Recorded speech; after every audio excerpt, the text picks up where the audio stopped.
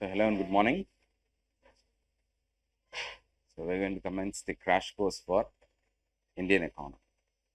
So if you see, this is a subject that can afford to neglect, because if you see, in the last few years, consistently there are three subjects in which you can expect some sort of questions. At least 15 questions you can expect in these three primary areas. One is polity, second is economy, and third is environment and ecology, right? History, you can expect 15 questions, but you don't know what to study for that. Okay, so let me just give you a challenge. The last few years, whatever question of history has come, try to, let's say, if that sort of difficulty again comes in this year, what will you do?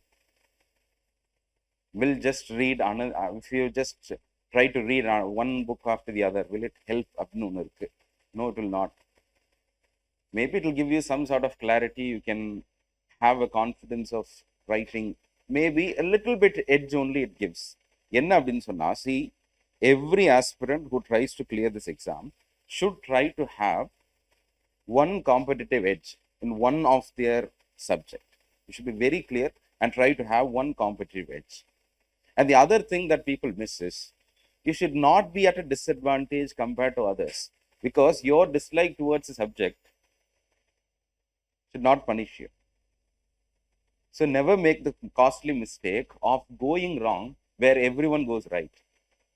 எல்லாரும் சரியா எழுதுனதை நம்ம தப்பு பண்ணோம்னா அதை விட ஒரு பெரிய disadvantage கிடையாது. And therefore keep this in mind, that in the big three அப்படின்னு சொல்லுவாங்க, this holy trinity சொல்றது தான் யூபிஎஸ்சியோட. these three are very very important. If you work hard for these, you can't go wrong. அதான் உண்மை. Many of the students that I have encountered, because they neglect economy, because they don't have a confidence in approaching economic questions, they miss out on easy 10 marks. ஒரு 10 mark ஈஸியா வாங்கக்கூடிய அந்த scope, அந்த பொட்டன்ஷியலை they miss out. Okay, so that you should not do. So kindly give attention to the subject. And this year, usually in the crash courses that I have taken, I come to the understanding that during the fag end of this preparation, most of you would be having some sort of lacking in your preparation when it comes to current affairs. அதனால என்ன பண்ணுவோம்னு சொன்னா, since till last year, I would be taking current affairs with the assumption that most of the students are well versed in static, right?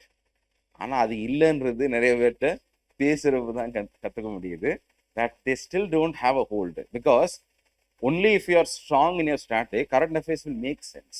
It should be natural. அதுக்குன்னு உட்காந்து புக்கை படித்து vision 365 பிடியை வாங்கி டவுன்லோட் பண்ணி, if you just read page after the page, they are going to ask some question, basic question, connecting GDP with that of external sector.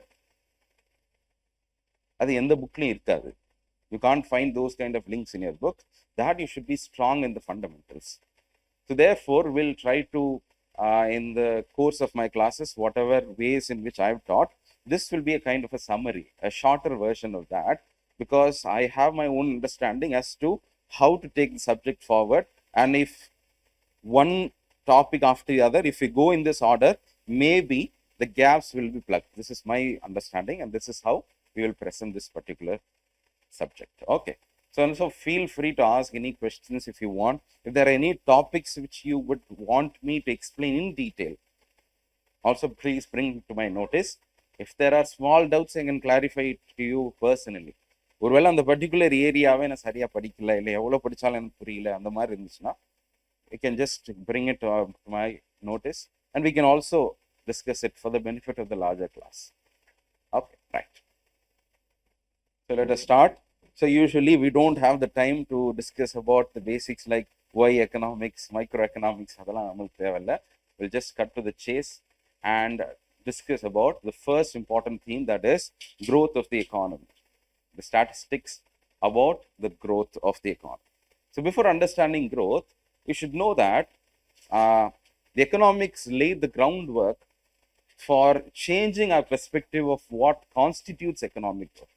For example, Adam Smith அப்படின்றது எல்லாருக்கும் தெரியும். You would have heard about this name called Adam Smith. Adam Smith's kind of economics was pivotal because it critiqued and challenged the existing notions of what constituted economic growth. ஒரு பொருளாதார வளர்ச்சினா என்ன அப்படின்னு the mindset that was there in the 17th century, 18th century, that only he critiqued through his book, The Wealth of Nations. In fact, if you see the core of the Wealth of Nations, GDP as a term didn't come around that time. But the seeds of this was sown during that time because it was he who suggested that this notion of reckoning assets as productivity is in fact wrong. For example, land and gold is not where your economic potential is. So this was a critique against mercantilism. Mercantilism means this is a sort of theory which gave birth to colonialism.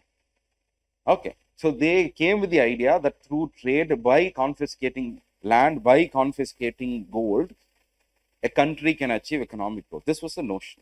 So his book became a critique to it, and it suggested a radically different proposition that economic growth is not constituted in the gross amount of land or the gold or the assets that you have. How productively you are using it, that is where economic growth lies. And therefore, to measure the productivity of any particular economy, you should look at how much your people are working. The work constitutes into some output. Calculate all this output. Compare the output generated in a particular year. Compare it with that of the previous year. And if that output increases, if the value of that output increases, that is called as economic growth. So this changed fundamentally the notion of what is economic growth. From henceforth only, where the countries, along with the rise of the political change, we also wanted to change our ways of how we understand growth, how we measure growth.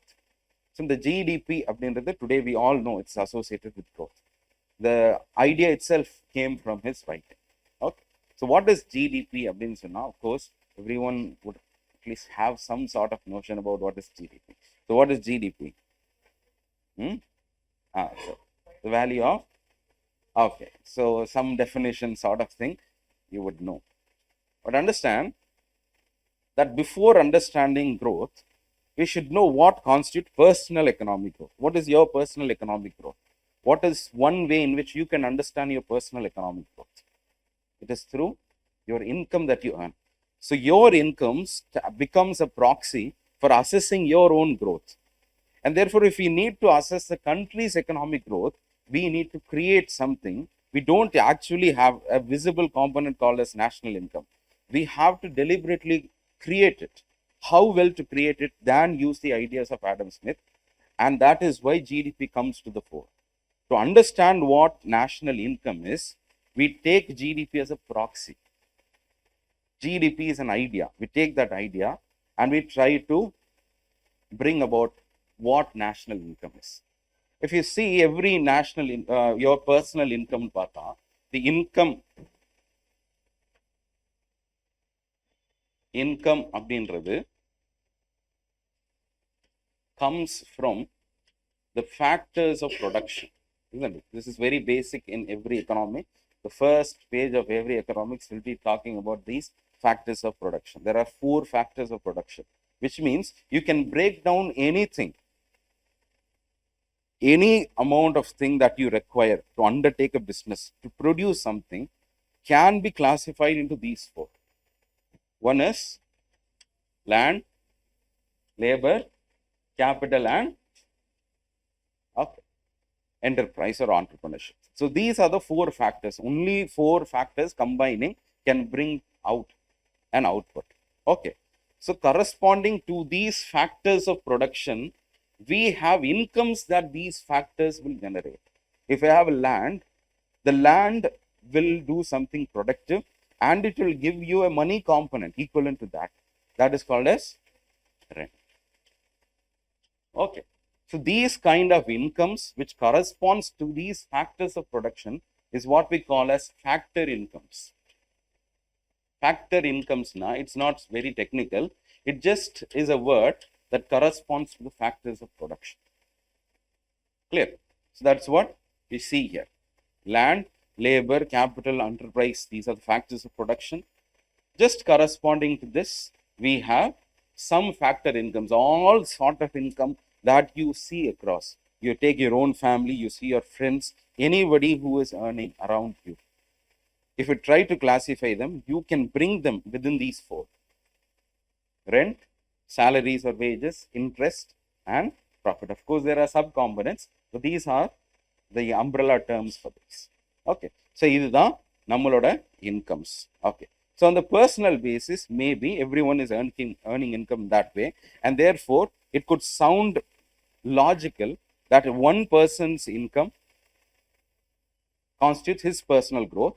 So, if we are a nation of 100 crore, just add up the income generated by all this 100. It sounds logical, but it's inconsistent and wrong to calculate in that way. Because if you see a person who is earning income and spending, let's say you are a household, you are not having any business entity, you are earning salary, and all through that month you will be spending. Whatever you spend, on that basis, a shopkeeper will be earning income. And therefore, just if we count everyone's income and put a addition to all, then I'll be double counting, triple counting, and I'll be doing a count that exceeds many, many times. So, it will give you a false sense of what is created in the economy. அதனால என்ன பண்ணக்கூடாதுன்னு சொன்னா, just add பண்ணக்கூடாது. And therefore, we need to know how money flows in an economy. Just add பண்ண முடியாதுன்றனால, how does it flow? அப்படின்னு நம்ம பார்க்கிறோம். This is where this concept of circular flow becomes very important. Circular flow of income. One, our idea is to calculate what national income is. For that, we have a sense, a basic sense of our own personal income. But the second question arises, can you just sum it up? No, you cannot. So if you can't sum it up, you need to know the nature of how income flows in an economy. So that is why this particular chart is very, very important. In your NCRTs, you'll have this chart. Most of your books, you'll have this chart. But none of us wait. We do not contemplate on what is happening within this chart. That's the problem. Only if you understand this chart, the whole sense of what constitutes national growth or economic growth will make sense. See here, it's a very basic model of we assuming that in an economy, there are only going to be two entities, two institutions. One is households, the other is business firms. Okay. Tamil தெரியாத யாரா இருக்கீங்களா? Is there anyone who cannot understand Tamil? Because if so, then அப்பப்பயாவது use பண்ணிக்கலாம்ல. Because people will feel disconnected over a period of time. So households and business firms னு ரெண்டு வச்சிருக்கோம். So if you see here, households னா யாரு? Who are the households? So households constitute people. Right. So if you see Reliance Industry is a company. Reliance Industry is a firm. But Ambani comes from a household. So what is a household? Anything that you require today, because it is people who are owning all of this. People who have an ownership of land. People are the ones who become entrepreneurs. People are the ones who supply labor. So every factor of production comes from our ability to produce something, isn't it? So it is the household which becomes the layer or provides the factors of production to the business entity. So for a business firm like Reliance Industry to run, the Ambani family is sending a person named Mukesh Ambani. Okay, so the entrepreneur is sent. Who will give land to that business firm? Maybe some other family could give. Whatever it is, every factor of production is supplied from the household to the business firm. Okay. Right. Now, this business firm is taking all of this, and it is where the production happens. This business firm, even agriculture, if you see, it's a kind of a business firm. Even agriculture is a business firm. Please. Okay, the farmer, as long as he is in the family, is part of the household. When he goes and visits the farm, he is part of the enterprise. Okay, so because he has supplied all of this business firm will pay for these factors of production some amount of money. So for labor, it will be paying wages, like that we have seen. So these are the factors of production which flow from this side to this side. These are the factor payments that the business firm is sending.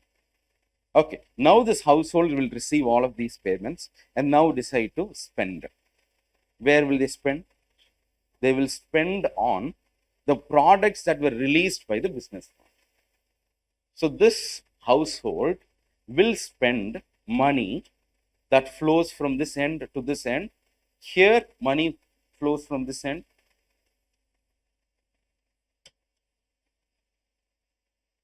Here, the factors of production, something visible that we can see, flows from here to here. This is where the real productivity is.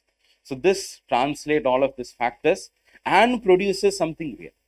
Real here means something that can be beneficial for someone. It could be a product or a service also. So some real activity is happening here. So this is how the flow of goods and services flow from. So here in this chart, we are able to see, say, this is a very simplistic chart. It's not something real. Okay, there is leakage nadakalam. Households can save. They may not spend at all. All of these possibilities are there. But we are assuming none of this is happening. So inga eduthu pathina, there are two money flows. There are two real flows. What is a real flow? Factors of production flow ஆறதும் goods and services flow ஆறது தான் நம்ம என்னன்னு சொல்றோம், real flow அப்படின்னு சொல்றோம். So two real flows are happening, two money flows are happening in this particular chart. Okay. Now come, you can see that the income that they earned, it is that income that is being spent here. There is no savings at all. We are assuming there are no savings at all, which means here some amount they are going to receive. They are going to spend here some amount.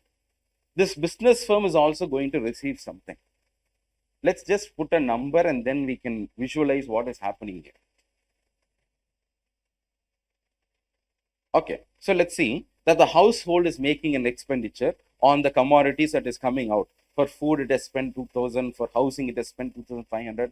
Any number you want, you can put. So total expenditure by the household is 4,500. So 4,500 is flowing from this end. Now, if you see the business firm, what is the revenue earned by the business firm? 4,500 is the revenue or the income that it has received, out of which it has to incur some expenditure. So expenditure, it has to pay for wages, rents, all of this. For that also, we have put some number. Let's say 2,000 for rent, wages, interest. Remaining whatever it is, that is the profit for the firm. That profit will also be taken by the entrepreneur. So the ultimately, even the profit also flows to the households, isn't it? So see. So 4,500 is the expenditure of this household. 4,500 is also the revenue of the business firm. The same 4,500 is also the income generated by the households, isn't it? It is the same number that is being visible at all different points here. So 3 points we are able to identify. One is in the income side, second is on the expenditure side, and third is on the firm's side. So this is where real business activity takes place, isn't it? For real business activity now, this is the amount of goods and services that they have released. What is the value of the goods and services here? 4,500. So if we analyze the flow, we are able to know that from Adam Smith's model, we can understand that the product here, the value of the product, every year there is going to be some product generated. The value of that product comes out to be 4,500. That is where we need to identify or locate the productivity levels of an economy. So inga da ellame nadakudhu. So pona varsham, last year, the value of the activity was 4,500. Next year, the activity is 5,000 vanda. That is what constitutes as economic growth. Okay. So GDP என்ற ஐடியாவை நீங்க எங்க போய் fix பண்ணுவீங்க? GDP is nothing but the value of goods and services. Where is the value of goods and service here?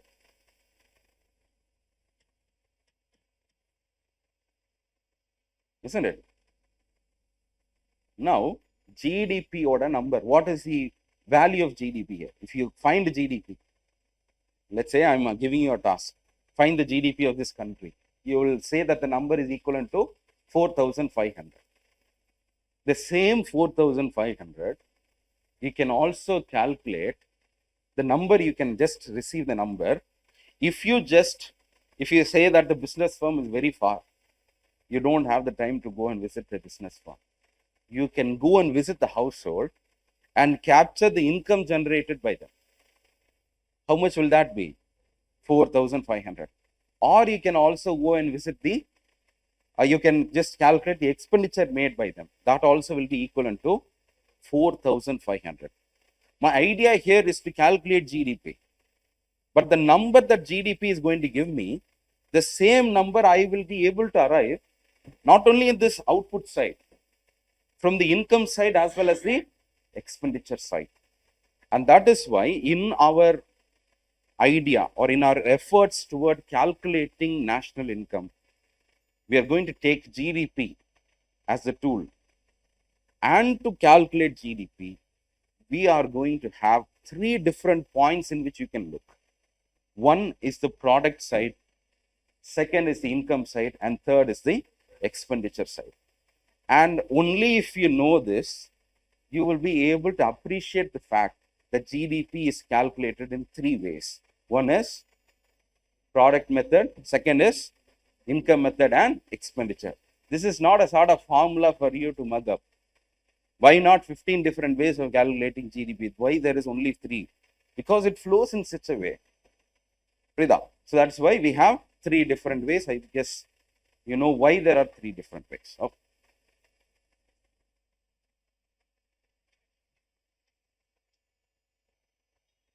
Right. Now, we just took 2 entities, isn't it? Households. But in reality, there will be many agents in an economy. There will be rest of the world, there will be governments, there will be some leakages, financial markets will be there. All of this will happen. So if we just take this small idea, the circular flow, and we extrapolate it by taking all the complexities, then we can arrive at a formula. Okay. For example, if the income side, if you see, from the income side, if you see, here we only understood as the income of the households. Now we are going to bring all the various entities. So first, households will be a part. Second, the firms, or let's say unincorporated firms, some business entities where the proprietorship and the businessmen all are going to be the same. That firms also you can take. Households plus firms plus governments plus rest of the world. All these are the 4 major entities that we take for considering GDP. So these, the income generated, the expenditure incurred by all these 4 will give you a number.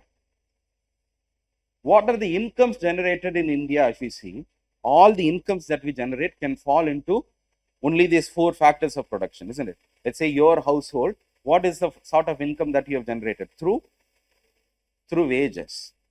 Some sort of business families will be earning income through profit, right? You should not calculate the revenue here, only the profit. That is a factor income. So incomes, if you see, incomes of Indian economy, if you see, that will come out to be wages plus rent plus interest plus profit. On the expenditure side, you should bring more players in, and we have 4 players here. One is government, households, firms, and rest of the world. This expenditure of the household is mainly for consumption, and that's why their expenditure is called as consumption expenditure. Firms expenditure is not for consumption. It is for creation of further profits. And therefore, it can be called as investments. Government's expenditure, you can just call this as G. We can be using expenditure for any other thing. How does the rest of the world spend with India? Through exports and imports. And therefore, their expenditure will be exports minus. That is why you will have all this formula for GDP calculation. So, income method in the use pannalam. If you want to go, if you think that this is easier, you can go with the expenditure method. But in fact, the most important thing is not to find, these are all proxies. Our main intention is to find the product, isn't it? GDP. GDP is nothing but the value of goods and services. Now, this is called as product method, isn't it? So, two methods we have seen. Let's just come to product method and then I'll come back to this.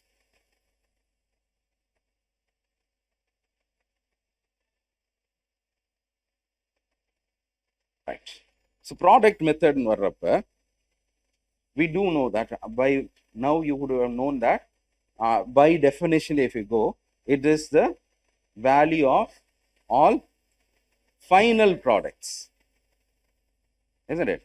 So, you know the logic behind it, because if we take the intermediate products, then of course it is going to be very high, it will be double counting, and therefore we should avoid this. We should know what a final product is and then calculate the final product. So, let's say, but look at the practical difficulties behind it. So, now ungalta enna solrena poi final product enna nan kandupidichu the Anna Nagarla irukkudiya the theruvula poi enna pannuvaanga, just identify what are the final products and calculate the GDP of the street through the product method. Enna பண்ணுவீங்க?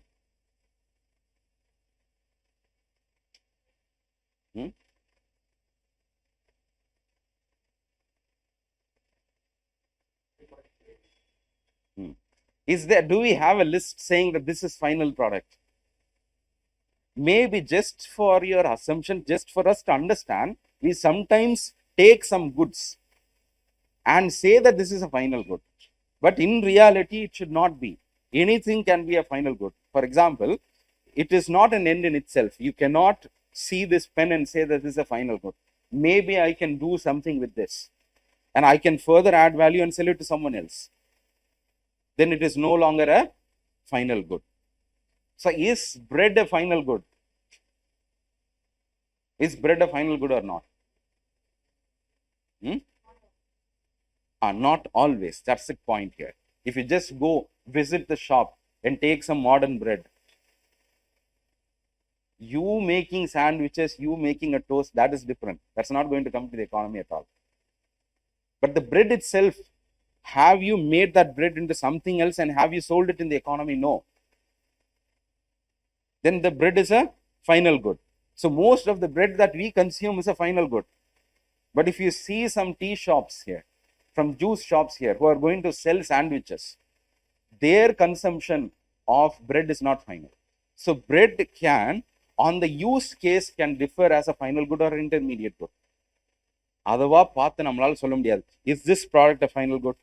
I don't know. Maybe for this particular academy, we have brought it here and we are not renting it out, we are not using it for anything else, and therefore this is a final good. But we can't say with conclusion that this chair is a final good. But we can make assumptions, isn't it? So that is not true. See, final goods in solliyachu, just for simplicity, we will just always make this kind of assumption, isn't it? So, from cotton, it becoming yarn and a fiber and all of this is happening. So, you do know that you should not calculate all the intermediates and you should only calculate the value of final goods. So, what is the GDP of this particular street? Let's say this is the activity happening in this street. What is the GDP? 80 is a GDP. It seems to be very easy for you because I've written it on the board. Real time. Let's say in this particular street, you don't know where the cotton manufacturer is. You don't know where the yarn manufacturer is. Enna பண்ணுவீங்க? ஒரு கடையா போயிட்டு, you'll go and visit a firm and you'll ask them, whether this product is final or not. No, then buy. Next shop. And even if you do things, let's say final product is one, you cannot ascertain what a final product is. And second, let's say that you have a knack of identifying what a final product is. Still, you are committing a gross injustice to all those who are involved here. You know what is the GDP here? What is GDP? 80. Next year, let's say someone else, a fashion designer who has earned a name for himself, அவர் என்ன பண்றாரு, இந்த கிளாத்தை வாங்கிட்டு he is just stitching his brand on that particular cloth. Then now the value of this cloth will become so huge. Why certain luxury brands bag 80,000 ரூபா, shirt Balmain Parisa ஒன்று இருந்துச்சு, எல்லாம் டூப்ளிகேட்டாக போட்டு தர்றானே. Okay. So why is that t-shirt costing this 50,000 rupees? We don't know. But that's a brand, they are able to sell it for that. So அவர் எவ்வளோக்கு வாங்கியிருப்பாரு, என்னதான் இருந்தாலும் அதுவும் காட்டும் தானே.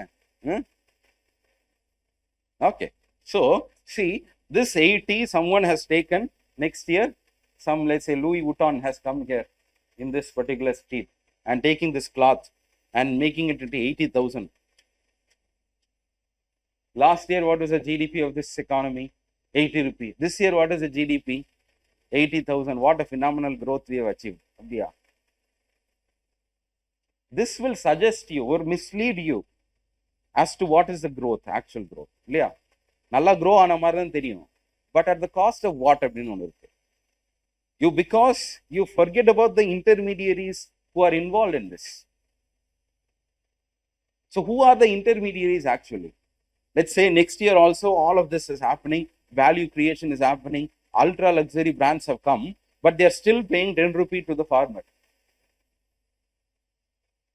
So you have calculated GDP, but what is the purpose behind calculating GDP is to maximize welfare in the economy. You will not be able to know where the problem lies. Therefore, even though the final product only should be calculated, you also cannot neglect the intermediaries. This is where GVA comes. GVA helps you overcome this problem. என்ன பண்ணும் அப்படின்னு சொன்னா, ஒவ்வொரு கடைக்கும் போய் you need not be worried about whether the product is final or not. You just have to visit a firm and ask them what is the cost involved, how much you have generated. So this particular farmer has put 0 as input and has sold his product for 10 rupees. So what is the value added by this farmer here? 10 rupees he has added. What is the value added by this mill owner here? Again 10. Then this processor 20. Finally the textile shop 40. Add all of this. What will it be? 80. It is hard for us. So if you just undertake this method of calculating the value added by every point, it will be exactly equal to the final product's value. Clear? So GDP as a definition asks us to know what is the value of the final product, but we have practical difficulties here. That is why GVA comes in. GVA is a method of calculating GDP. So product method in propo GDP தான் கண்டுபிடிக்கணும். Through final product you have to identify. But can we identify final product? No. Even if you identify whether it is good or not, no. And therefore you have to use the help of GVA, gross value added. So இது உங்களுக்கு ரொம்ப ஈஸியா இருக்கும். Let's say I just ask, உங்கள் பேர் என்ன மறந்து வச்சுங்க, ஜெகதீஷ்னு சொல்கிறேன், போய் இந்த தெருவில் இருக்க போய் எல்லாம் இந்த ஸ்ட்ரீட்டோட ஜிடிபி கண்டுபிடிச்சிருவாங்கன்னா, you just go randomly to any one and just ask how much you have received as products, raw material, how much you have processed. So இவரோட value addition, இவரோட value addition. Take all the value addition of this street. That will be exactly equal to the final product value. We don't actually have a final product here. But if at all there was, it will be equivalent to that. Okay. So அதான் இது.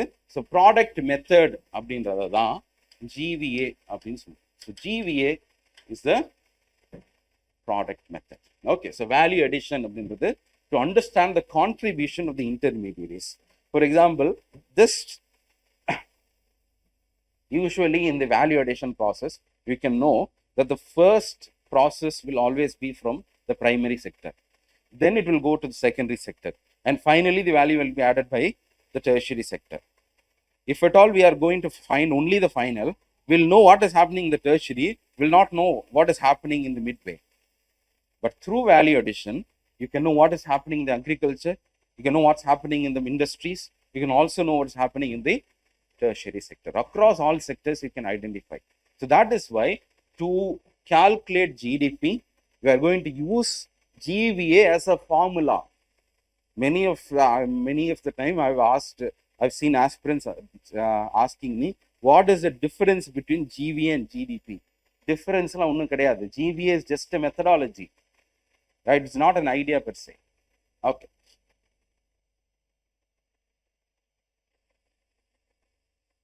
So that is why I hope now this formula makes sense. GDP is equivalent to the summation of GVA. You just take the gross value added of anything, it will be exactly equal to the GDP. GDP is another value of final product. So that is what it will be equivalent to this. Okay. So whatever we have discussed, this is there in your NCERT book, right? 12th macroeconomics alaga sollirpaanga. Idhaan adu. Enadhu? You can calculate GDP through the product method, through the income method, or through the expenditure method. All of this will give you the exact value, same value. Okay. In the product method, the formula will be GVA. So you get to know the distinction between GVA and GDP. It's not distinct. It's a part of GDP. GDP product method la GVA is a methodology that we use. Right. So this is regarding GDP. Now, we have many other concepts also. GDP Tandi, isn't it? So we know one way of capturing what is the growth. GDP என்னன்னு. Now we have solved this problem. We know how to calculate GDP. So GDP is going to give you a number. Whether this number can be equalized with national income, that's a major question here. Either national income எடுத்துக்கலாமா? Yes, of course we can. But there are some niggles here. என்னென்ன problems face பண்றோம் அப்படின்றத பார்த்தா, then you can know why we have different iterations and different indicators. For example, two main difficulties that we face in the calculation of GDP is that one, GDP as a formula is about the final products that is created or produced within the territory of India. So territory here, it's not just a political territory, it's a economic territory of India. So what is an economic territory? We may have conclaves, we may have certain embassies in other countries. All of these are economic territories. So economic territories like India enna pannalum, that will be calculated as GDP. Okay, right. Within India, it says, within India. If you look at the top 10 car manufacturers in India, yaar varuva? First Maruti varum. It's an Indian company, no issue. But if you see the next 3-4 எடுத்து பார்த்தா என்ன ஆகும்? Top 10 கண்டிப்பா ஒரு 4-5 foreign companies. So every year there are many foreign companies coming into India, producing in India. Every car that they manufacture in India will be calculated in GDP because we are using this formula. But whether, let's say, last year India's GDP was 1 lakh. The next year we see many companies entering into India, various foreign companies coming into India because we have relaxed all the FTA norms. Hypothetically, now it is coming out to be 7 lakhs. a huge growth, 6 times jump. Is this type of growth sustainable in the future? No. And therefore, GDP gives you a term, but just relying on GDP, sometimes you miss the whole picture. Because GDP is blind to the nationality. It is only about the productivity. Whoever produces in India, I will calculate as my income. The profit is almost, of course, if you see, not all profit will flow out of India, but if you just calculate the end, any volatility or political unrest in India, the capital will just flow out, isn't it? So there is a liability, even though it's created in India. So GDP lo or periya water. It fails to understand the concept of nationality. Today, all modern nations are not just on the boundaries. It's a feeling, it's a psychological feeling, isn't it? So citizenship into concept, nationality into concept is not at all possible in GDP. So this is a major flaw. Now if that is a flaw, then just add it. If GDP does not account for nationality, account for it. How will you account for nationality? There are many others, even though they are not in India. Indian companies are also earning abroad. Airtel is having tower and telecommunication business in many of the African countries. ONGC is having overseas operation. Many of the things are possible, isn't it? So that also should be counted as income for India because it is generated by an Indian. So that you should add. So with GDP, you have to add the factor incomes that is earned by Indian nationals. Factor incomes, it could be rent, whatever. But if you do so, you should also be balancing out. You should also subtract the income that foreigners have earned in India. That you should subtract. So factor incomes earned by India, factor incomes earned by foreigners in India. That term, if you do, then GDP now becomes GNP. Because, see, everything is a subset of GDP. You cannot achieve anything without GDP. GDP is primary. Adula flaws identify panni, we are just tweaking this number. So in GDP, there is no nationality. We are trying to account for nationality through this way. And this term together is called as net factor incomes from abroad. GDP plus net factor incomes from abroad.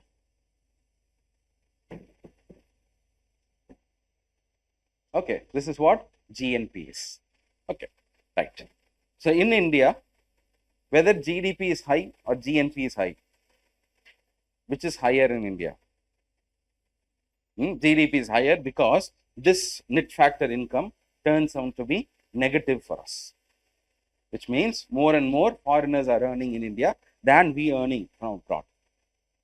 But here you should mind it that we are not accounting for the incomes generated by whom?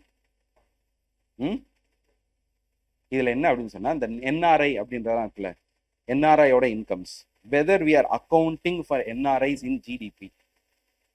In GDP, whether we are accounting for NRIs. GDP we will not account for, even though they are Indians, because they are non-resident. Resident na, it is not necessarily you should be an Indian. Anyone earning here should be. சரியா? GNP வர்றப்ப என்ன பண்ணோம்னா அவங்க பண்ண remittances, the profit they are earning that they sent to India, that we will account for. Okay, so that is the difference between GDP and GNP. Okay, so some flaws of GDP we have tried to rectify by introducing another concept called as GNP. There is another flaw yet again. Okay, so what is that flaw? First, through nationality, the nationality component which was missing, we have added.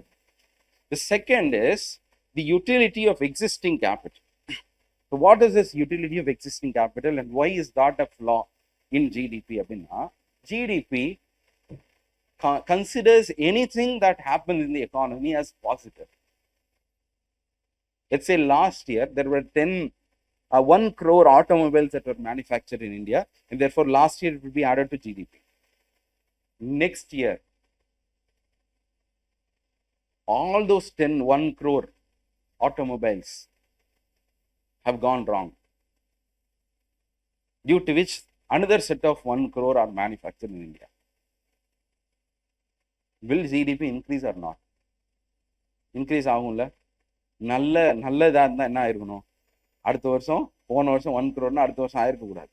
But this year another 1 crore is being created because of the faulty automobiles. Whether this is to be created, whether this should be reckoned as positive impact or not. No, this is not positive at all. So look at those kind of products. For example, this AC.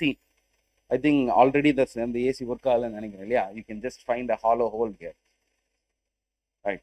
It's hardly 1.5 years when this AC has stopped working. இப்போ அதை repair பண்ணும். Some components will be manufactured because of this. This new component that is being manufactured will be accounted for in GDP. Isn't it? So the more a company or a country is producing reparation cost, spending for reparation, it will be counted as positive only. The GDP will be going on adding and adding and adding. So how to account for this? சரியா? So என்ன அப்படின்னு சொன்னா, we do not know in a particular context, we do not know. For example, the same setup if you do in another class, maybe that AC would be working for years together. But unfortunately, this stopped working. Can you say, see, usually we will have about a life of a particular commodity. ஒரு car இருந்தால் எவ்வளோ நாள் இருக்கலாம்? 15 years, 20 years. சரி, 40 வருஷம் ஓட்டிட்டு தான் இருப்பாங்க. அது வேறு. ஓகே, விண்டேஜ்னு சொல்லி. ஒரு பைக்னா எவ்வளோ? ஒரு ஃபேன்னா 5 years, 6 years, 7 years. சரியா? அதுக்கு அது ரெக்க உடஞ்சி தனியாக 2 ஓட்டுற வரைக்கும் ஓட்டிட்டு தான் இருப்போம் நம்ம. அது வேற. Okay. But whatever, if you have to repair it, then it will be adding, isn't it? So in the reparation, எவ்வளோ ரிப்பேர் ஆகுதுன்றது நம்மளால் எஸ்டிமேட்டே போட முடியாது. Isn't it? And therefore, we can't approximate how much is happening. In a particular company, they would have spent 1 lakh towards reparation and maintenance cost. The other company will be spending only 10,000. The next year, they'll be spending so much. All of this is going to happen. And therefore, rather than considering everything as positive, we have to subtract some value because it is anyhow going to factor. And that concept, this artificial accounting is what we call as depreciation. It is not a true value. Depreciation is not true. How much is the depreciation value of a bike? 10% per year நீங்க depreciate பண்ணிட்டு இருந்தா 10 years தான் இருக்கும். But some will be using it for 20 years. Some will be using it for the only next 2 years. So what value should we put then? Even though this is not going to resemble reality, we have to put some depreciation value to it. For example, Government of India, some last years or some 2 years ago, mentioned that automobiles will have 15% depreciation. அப்போ என்ன ஆகும்னு சொன்னா, let's say you are going and asking the value added of a firm. So they will say that 5 lakh I have invested in my inputs, 10 lakh I have generated. So 5 lakh is the value added. That is going to be the GDP. So 5 lakh is the value added. This was GDP. Now we are asking, out of this, how much have you spent on repairs? அப்படின்லாம் எடுத்தா, there is no, they will not have not all companies are going to have these kind of logbooks and enter all of this. And therefore, we will artificially put some value. For example, if there is a fan, the fan will have 10% depreciation. If they are having an automobile, 15% depreciation. If they are having a building will have 1% depreciation, which means a building's value will be nearly 70 years வரைக்கும் ஒன்றும் இல்லாமல் இருக்கும்னு அர்த்தமா? அடுத்த வருஷமே உடையலாம். Isn't it? So these kind of value we will impute. This is not real. Just to rectify the flaws that we have identified, we are introducing something called as depreciation. It could be, it is only for accounting. This is not to be seen in reality. இதே மாதிரி நடக்கணுமா? நடக்கவே நடக்காது. ஏதோ எல்லாத்தையுமே பாசிட்டிவாவே பார்த்ததுனால என்ன பண்றோம்? கொஞ்சம் வேல்யூவை எரோட் பண்றோம் from GDP. And that is called as depreciation. So when you account for depreciation itself, that is why I said it's a negative concept. You should always subtract it. So GDP minus depreciation banna, that will become net domestic product.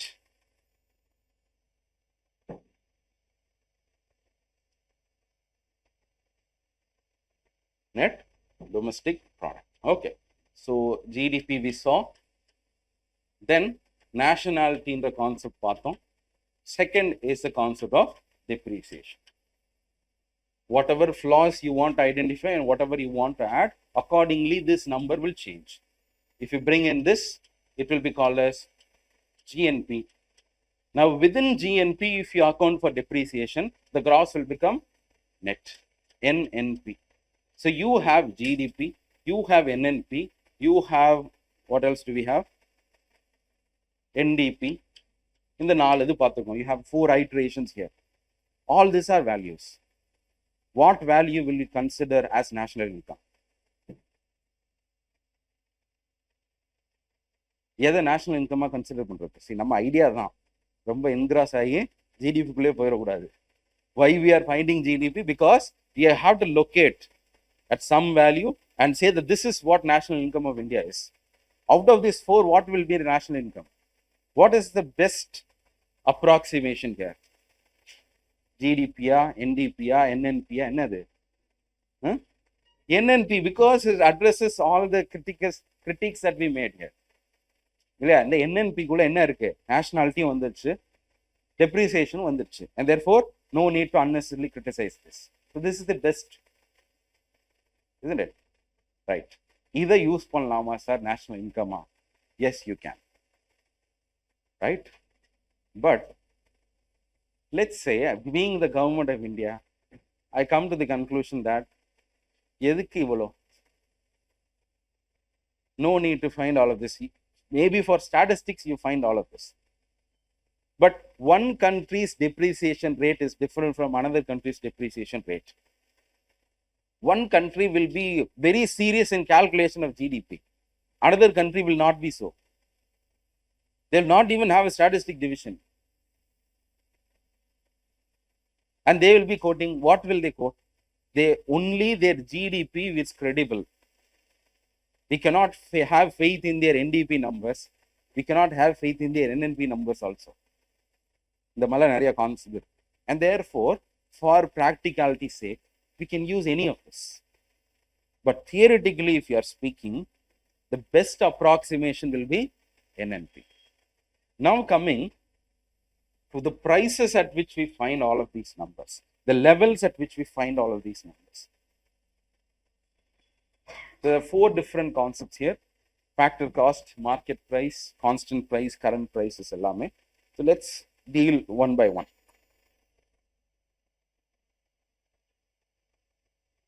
Okay.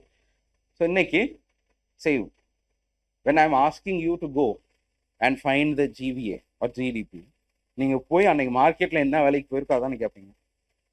So immediately, if I'm not going to give you any conditions, the best signal of a price that you can get is the market signal. So market price only is very easy to obtain for you.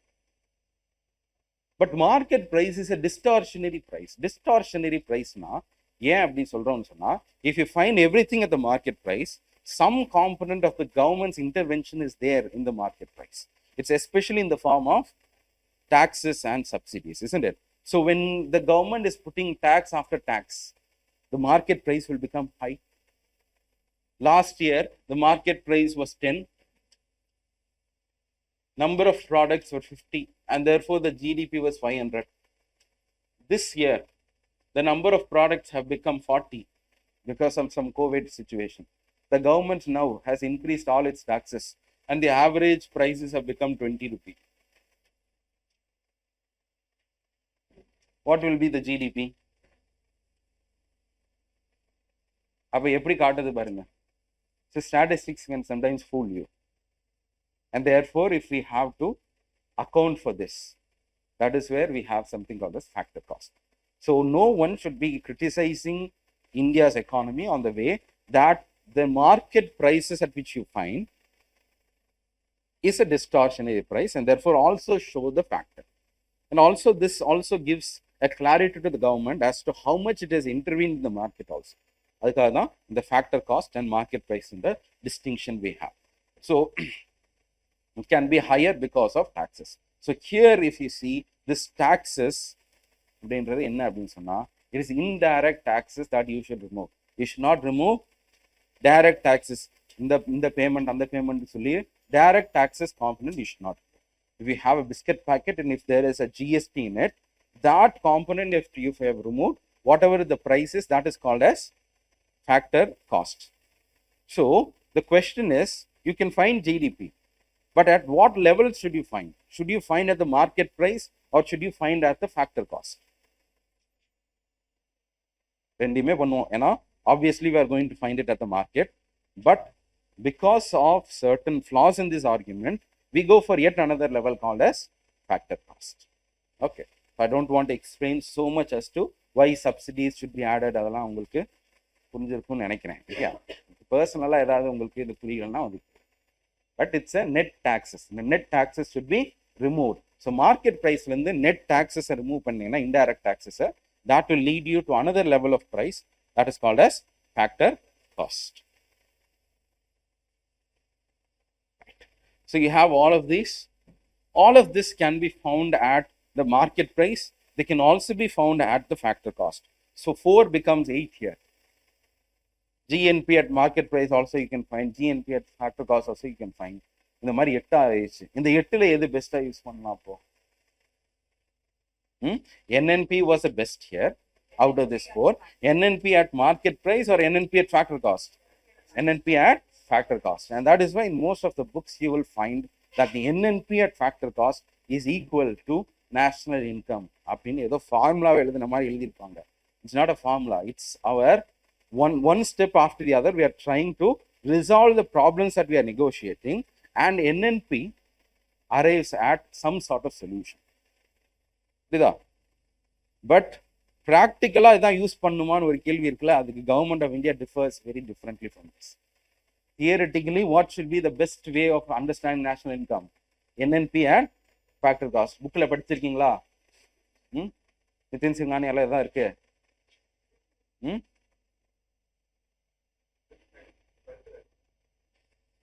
இதுலயே அதான் இருக்குன்னு நினைக்கிறேன்.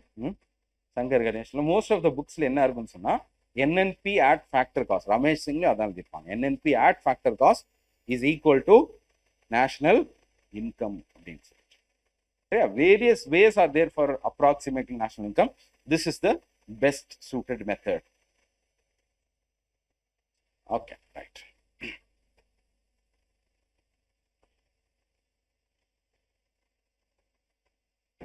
Now coming to this, look at this. What does it find? Provisional estimation of GV at basic price. So what is this basic price now? See, understand, we were having this practice of calculating whatever number we wanted. See, GDP kandipa kandupichu dhaan avanum. Adula irundha enna panna mudiyum? Depreciation, net factor, all of this you can find. Okay, you cannot replace GDP. GDP da ellame. So by finding GDP, we were calculating at factor, market, whatever was this. Till 2015, that was the case. After 2015, the government of India introduces another price during the revision of the GDP. GDP revision to the 2015 new series of GDP. So in this revision, they introduced something called as basic prices. What is this basic price? The government of India's argument is that there are two extremes in the calculation of prices. One is market price, which almost includes all the interventions of the government, the transport, ellame adula add aayirukku. Factor removes every component on the assumption that every indirect tax is going to have a bearing on the price of a product. Adanaala remove pannunga sollitom. Now government is arguing not all indirect taxes directly impact the price of a product. If I impose GST, then it is arguable. Like, I can maybe remove it. Stamp duty, some sort of motor vehicles duty I'm putting, some customs or countervailing duty I'm putting. Why should I remove that? If it is necessarily on a product, then there is rationale to remove that and arrive at a factor cost. But factor cost removes everything even than what is needed. Argument.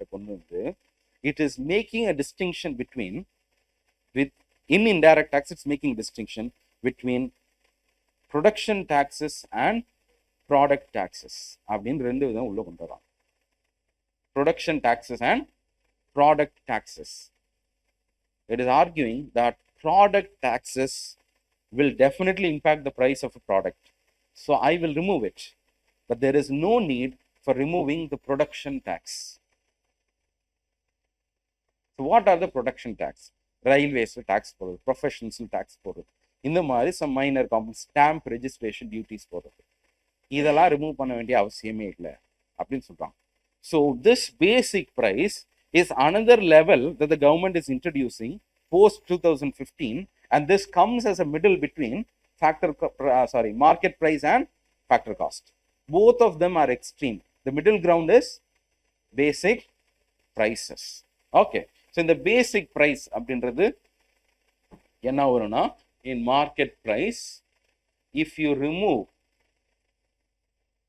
net indirect taxes, that will become factor cost, isn't it? From market prices, we should not remove all indirect taxes. We should only remove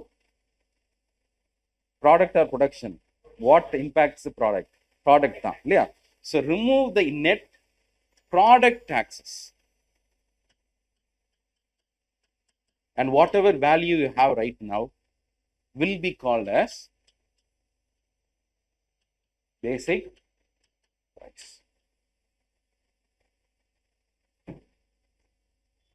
Prida, what is basic price?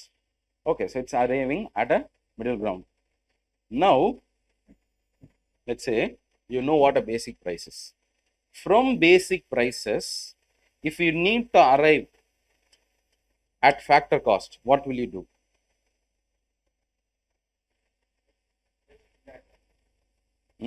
Basic price உங்கள்கிட்ட இருக்கு, அதுல இருந்து factor cost வரணும், which means factor cost is lower level, isn't it? அங்கிருந்து கீழே வரணும், என்னதான் பண்ணணும்? Subtract பண்ணணும். Minus what? Indirect tax, no? Minus production taxes, because in basic price you have production already. So production you remove panita, you are removing all taxes and it will become factor cost. Okay, so mind it very clearly that basic price is the level in the market. Market factor on the levels la varudhu. It has nothing to do with base year. Okay, basic price is a new middle ground that we are achieving. Okay, so enna mudivu pandranga appdin sonna 2015 la the government decides that in the product side we are anyhow going to calculate GVA, isn't it? GVA na product side dana. GVA will be calculated at basic price from henceforth. Adnu oru mudivu irukka.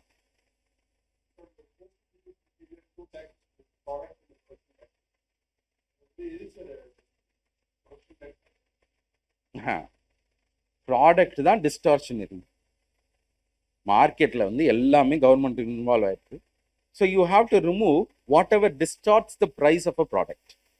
அப்போ government அதுக்கு முன்னாடி வரைக்கும் சரின்னு சொல்லி எல்லாத்தையுமே remove பண்ணாங்க. 2015 அப்புறம் இல்லை, இதுக்குள்ளேயே ரெண்டு டிஸ்டிங்ஷன் இருக்கு, ஒன்று ப்ரொடக்ஷன் ஒன்று ப்ராடக்ட். ரிமூவ் பண்ணணும்னா ப்ராடக்ட் டேக்ஸை ரிமூவ் பண்ணுங்க, ப்ரொடக்ஷன் டேக்ஸஸை ரிமூவ் பண்ணாதீங்க அப்படின்றாங்க. எதுல இருந்து? நான் சொல்றது மார்க்கெட்டை பேசிஸா வச்சு, சரிங்களா? மார்க்கெட்ல இருந்து நீங்க ரிமூவ் பண்றது எதை மட்டும் தான் ரிமூவ் பண்ணணும்? ப்ராடக்ட் டாக்ஸ் ரிமூவ் பண்ணணும். Do not remove production taxes. Factor காஸ்ட்ல இருந்து வந்தீங்கன்னா you have to add. Factor காஸ்ட்ல there is no tax at all. But from factor cost if you need to come to basic price, what will you do? Production tax should be added to it.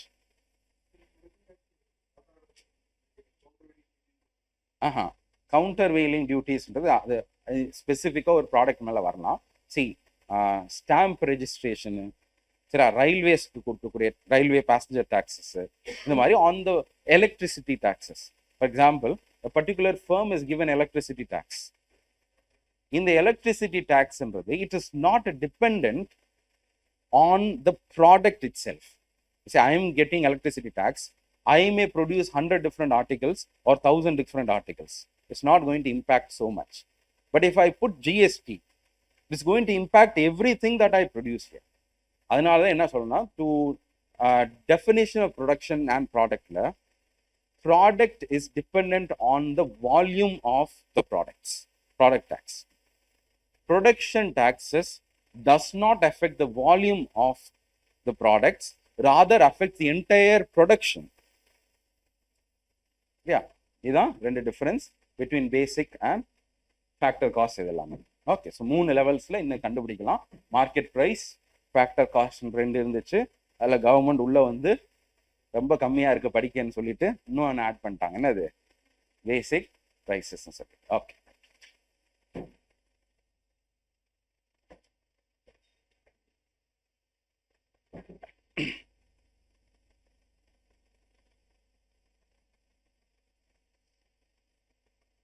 Okay, so just see here the other thing.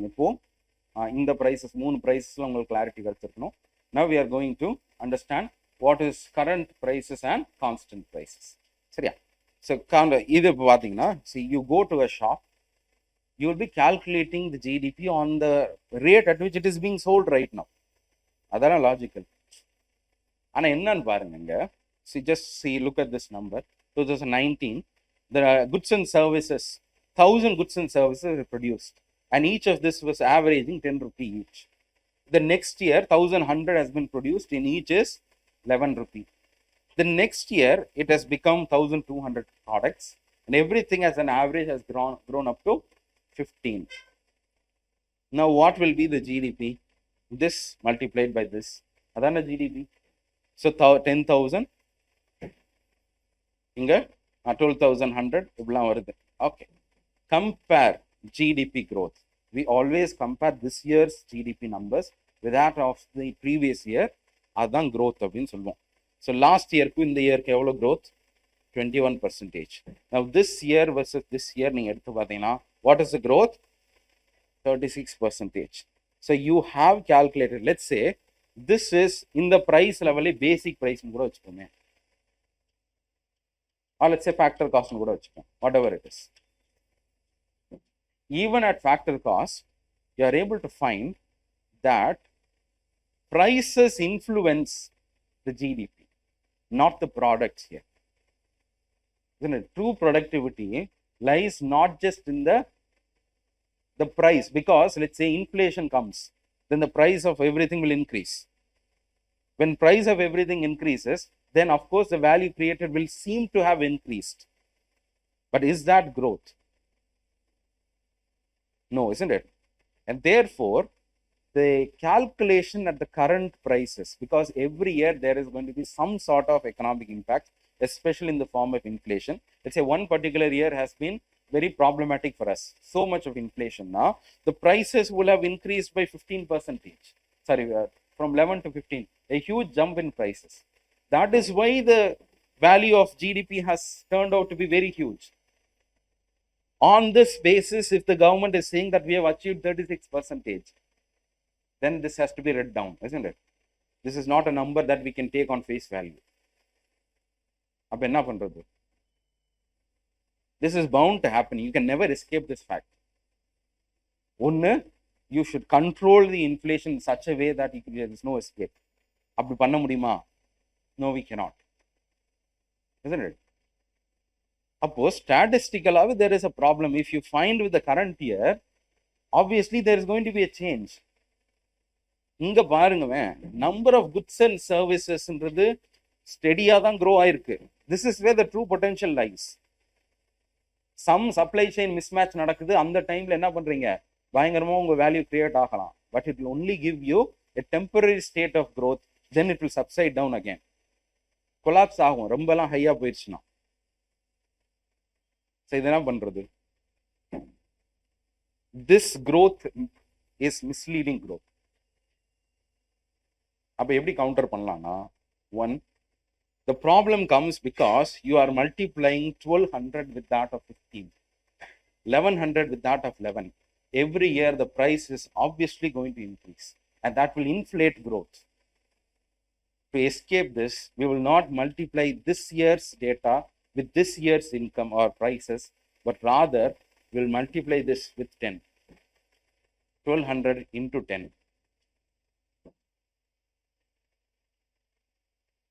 இப்படி நம்ம பண்ணோம்னா, this is not real. உண்மையிலே இப்படி நடக்காது. But just for statistical convenience, we do this. Once we do this, என்ன நடக்கும்னு சொன்னா, this growth numbers will not be misleading. It will represent the true figure. See here, you can see. இங்க பாருங்க, 1100 வருதா? 2019. 1100. இதோட ஜிடிபி 10,000. இதோட GDP current இயர்ல பார்க்காம என்ன பண்றோம்? We have chosen the 2019's rate to be, we are assuming that this rate continues over a period of time. In the assumption true or false? False on assumption now. But still we are doing this. Okay. So assuming that 10, இந்த வருஷமும் 10, இந்த வருஷமும் 10 assume பண்ணா, you are getting a number that is far realistic. The GDP is 11,000, GDP here is 12,000, and if you now measure growth, 2020-21 oda growth 11% தான், next year's growth is just 9%. எவ்வளவு vary ஆகுதுன்னு பாருங்க. Isn't it? Take the case. So real time la எடுத்து பாத்தீங்கன்னா, during COVID, what happened? Economic situations எல்லாம் worsen ஆச்சு, which means the products and services would have declined. But was it a year of inflation or was it a year of lower prices? Low prices ஆவா இருந்துச்சு. என்னாச்சு? COVID time la, even though there was not so much of economic activity, we faced inflationary situations. Inflation தான் இருந்துச்சு அந்த டைம்ல. Food எல்லாம் பயங்கரமா போச்சு. Supply gaps எல்லாம் இல்ல, சப்ளை செயின்லாம் உடஞ்சதுனால petroleum, initially there was some sort of comfort, but over a period of time it was very high. If you had compared that particular high inflation and multiplied with that year nominal, அதுக்கு current இயரை வச்சு நீங்க multiply பண்ணிருந்தீங்கன்னா, economy is doing வெல்ன்ற மாதிரி ஒரு அப்பியரன்ஸை கொடுக்கும். Isn't it? So current இயருக்கு பதிலா we fix a particular year, we choose a particular year. Here in this example, we have chosen 2019 and assuming that this prices carries forward. And this is called as constant prices.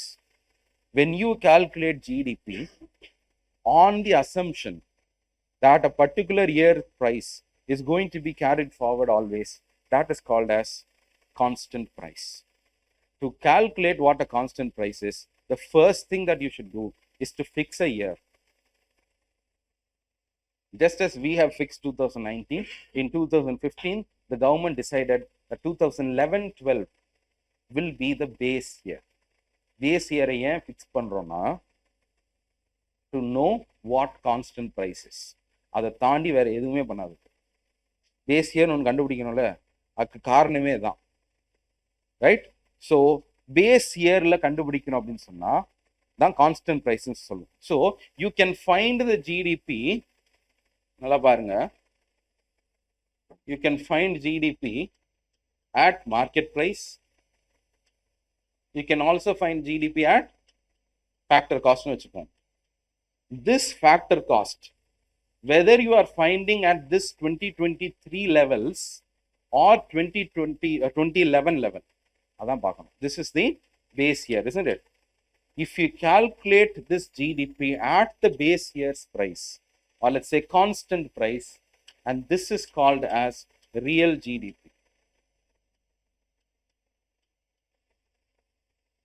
Rather, if you find no conditions. If you just find the GDP at this year's level, that is called as nominal GDP. Therefore, nominal GDP is the GDP that we find at current prices. Real GDP is a GDP that we find as constant prices. Constant price is the price that we have fixed at the base year. The current base year is from 2015 onwards. We decided that 2011-12 will be the constant price or base year. 11-12, அதுக்கப்புறம் major revision நடக்கல. Hopefully in a matter of 1 or 2 years, the government will come out with a revision, another revision. 2011-12க்கு முன்னாடி என்ன base year இருந்துச்சு? Old seriesல 2004-5. இல்ல, now it's almost overdue. கண்டிப்பா மாத்தி தான் ஆகணும். இதை வச்சே போயிட்டே இருக்க முடியாது. That's why they revise. Every 5 years, 6 years, the government will be coming out with a GDP revision. The first thing they will decide is to fix what a base year is. There is no basis right now as to say that this should be like that. But see, understand that those who are involved in the calculation of base year, they'll be given some terms of reference as to this should not have happened. It should not be an abnormal year. Right? That a year where there's agricultural output has fallen, let's say in the next future, the government should not choose 2020-21 as a base year. சரிங்களா? அதனால தான் 2008-9 நம்ம choose பண்ணல. 2011-12 was the year where we finally came out of the recession period and we were doing well. It was an exceptionally good year, 2011-12. So without any abnormalities, without any failure of inflation, we have chosen. There is see, of course, it may vary year on year according to the terms that are given to the committee who are going to revise GDP. But as of now, the common wisdom is that they will not choose any abnormality. Okay. Right. So if you see here, 2020-21 real GDP is 12,000, nominal GDP is 16,500, isn't it? So 16,500 is the nominal GDP. The real GDP is 12,000 for that year. If you see this ratio, this is also a price, this is also a price level. It will give you a number. What this number suggests, this number suggests purely how much prices have contributed to the change in real versus nominal. That is why this is called as deflator. Deflator na an inflated image that is before us. To know what is the true picture, something that is so inflated, ரொம்ப பெருசா தெரிகிறத ரியலிஸ்டிக்கா பார்க்கறதுக்காக ஒரு ratio, that is the nominal versus realனு போட்டு உண்மையிலே என்ன prices impact பண்ணிருக்கு நம்ம பார்த்தோம்னா, that is called as GDP deflator. In fact, GDP deflator should be our go-to number when it comes to understanding inflation, but we do not use it. ஏன்னா இது purely represent price, nothing else, isn't it? ஒரு 10% காட்டுதுன்னா all over India prices have increased by 10% காட்டுது. The most comprehensive data for inflation should be from GDP deflator, but we don't use it for policy making purposes today.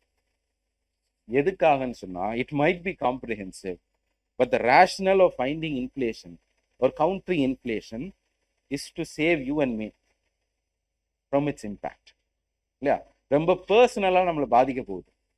So அதை நீங்க ஜிடிபின்றப்போ almost every product will be included. ஒரு luxury product is create in India, that will also be included.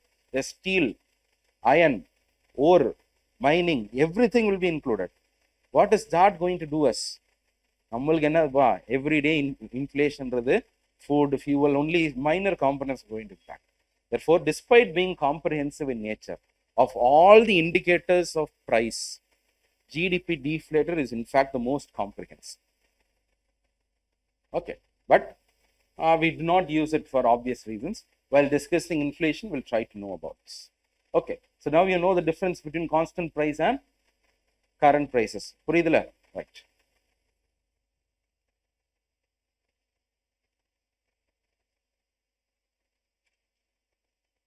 Right. So base effect, abnormal effect.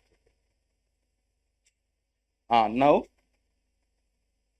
see every year, how do we calculate GDP? This is all theoretical. What are the challenges that we face? Now coming to what the government will do in real, practical. How does the government calculate GDP? So first of all, who calculates GDP? Very good. CSO da maariruchu. Okay. There was a body called as NSSO and CSO. Were two different entities. In 2018, the government merged them and has formed a single entity called as NSO. So in the NSO, the statistical organization involved. Okay. So the least interval for which GDP is calculated is a quarter. So every year will be divided into 4 quarters, and accordingly we will be calculating. Okay. I'll just give you this number. So 2015 onwards, what the government has done, base year shifting nadandiruchu. We have seen changes in data collection. Enna data collection la. See, prior to this, we need, let's say in GVA, product method la GVA கண்டுபிடிக்க போறோம். GVA, let's say agriculture ல இருந்து GVA எப்படி கண்டுபிடிப்பீங்க? Industry ஓட GVA வை எப்படி கண்டுபிடிப்பீங்க? It is not as though, see, ஒரு census எடுக்கிறது எவ்வளவு பெரிய விஷயம். இந்த மாதிரி economic survey why, the survey of this statistics, we cannot do just in person visiting every area. Sample size எடுத்துட்டு தான் என்ன பண்ணுவோம்? Extrapolate we will do. Okay. Likewise, what are the data points that will be taken for the sake of GDP calculation? Chinna changes kondundom. We shifted to the SNA 2008 framework. What is this SNA 2008 framework? This is a global norm that IMF, World Bank, UN bodies, they've all come together and they have given us a framework as to what we should use in calculation of GDP, the terms that we use. Investment என்ற வார்த்தைக்கு பதிலா gross fixed capital formation என்ற வார்த்தை use பண்ணணும். The technicalities that are involved in calculation, all of that we are deriving from the System of National Accounts 2008 standards of the UN Statistics Commission. அவங்கள்ட்ட இருந்து அதை எடுக்கிறோம். MCA 21 framework will be now used for calculation of corporated companies. What is this MCA 21 framework now? Ministry of Corporate Affairs has come out with a digital database in the year 2008 for capturing the financial details of the companies that are registered with it, formal companies. அவங்க என்ன பண்ணணும்னா year endல they have to disclose all their company ஓட financials எல்லாத்தையுமே கொடுக்கணும். Normally industries எப்படி பண்ணுவாங்கன்னா ரெண்டு விதங்கள். ஒன்று annual survey of industry. Who calculates the annual survey of industry? Who publishes this document? NSO. Okay. Second, the IIP. IIP யார் பண்ணுவாங்க?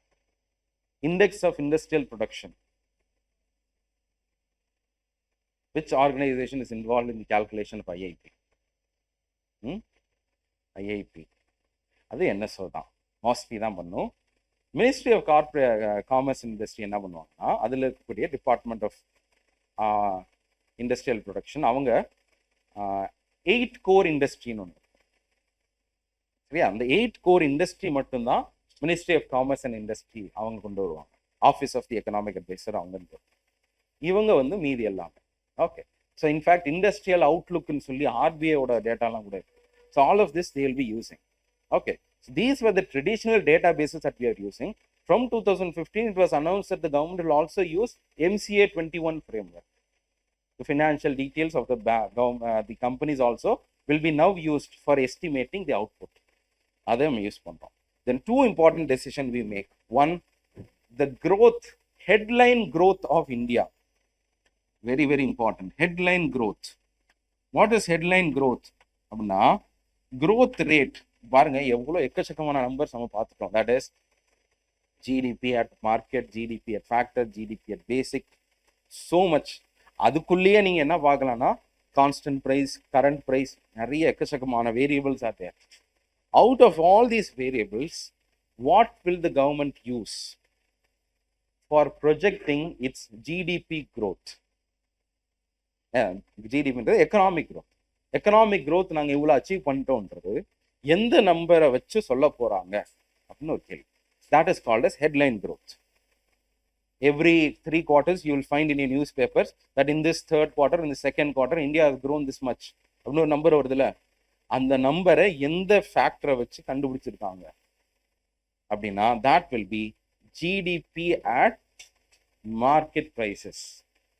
Earlier it was factor cost. Prior to 2015, the government was calculating headline inflation on the basis of factor cost. இப்போ என்ன பண்ணிட்டோம், மார்க்கெட்லேயே கண்டுபிடிக்கிறோம், because we are using this number to compare with other countries and all. We don't want any further complication. But we will disclose all. NNP எல்லாமே நம்ம disclose பண்ணுவோம். But for the sake of calculating growth, we will be utilizing GDP at market prices, but it will be the real GDP, not the nominal GDP.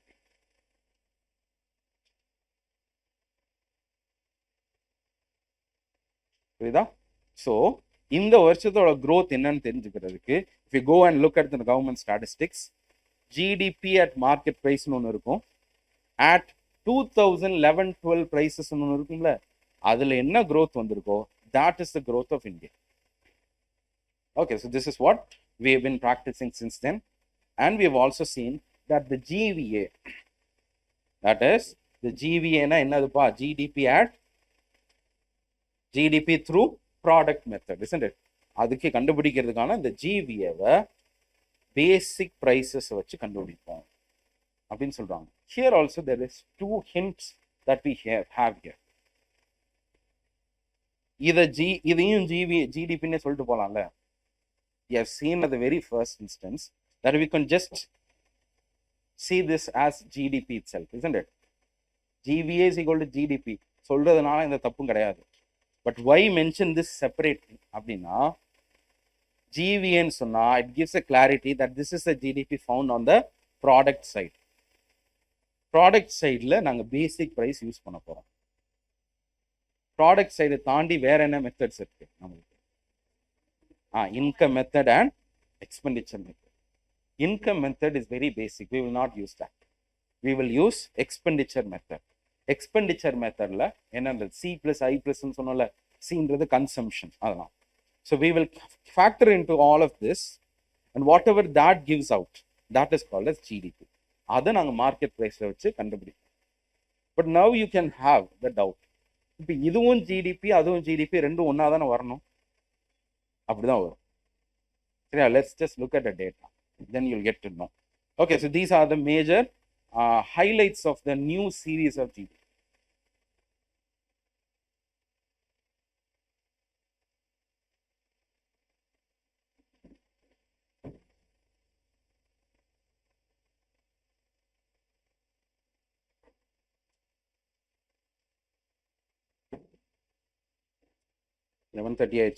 Shall we take a break then?